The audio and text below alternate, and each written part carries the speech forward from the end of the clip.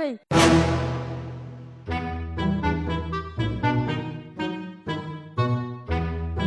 সীমা, কি করতেছো এগুলা?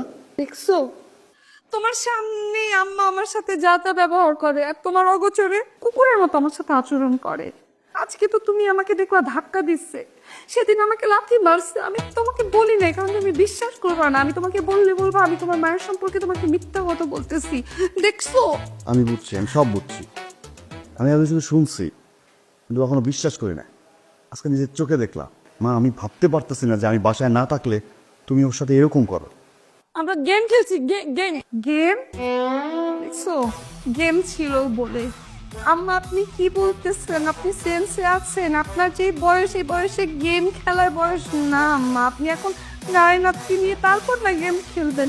গেম খেলতেছে আমার সাথে কোনো কথা বলো।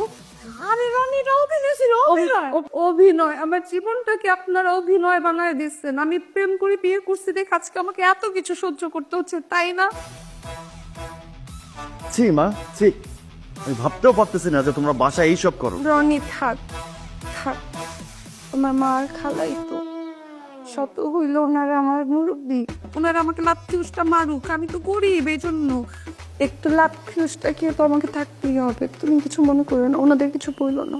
মুরব্বীদের কিভাবে বাচ্চাদের কাছে মান সম্মান রাখতে হয় সেটা যদি না জানে, কথা বলে আর লাভ কি? চলো। তুমি যা আসতেছে। রনি, রনি কি আম্মা অবাক হচ্ছে?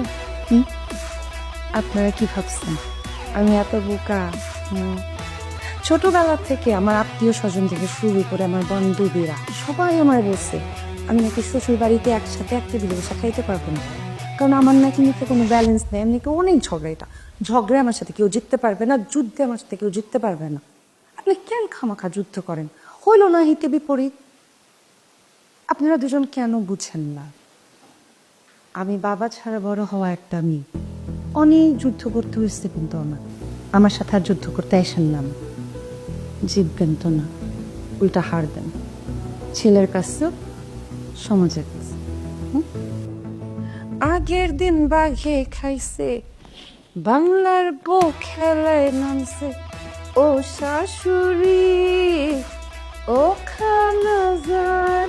রনি, তুমি রাগ করো। রোজান কোথায় তুমি? কি বউ, এই মায়া তো বহুত ডেঞ্জারাস। এর আমি যা ভাবছিলাম এ তো তার থেকে 10 গুণ বেশি।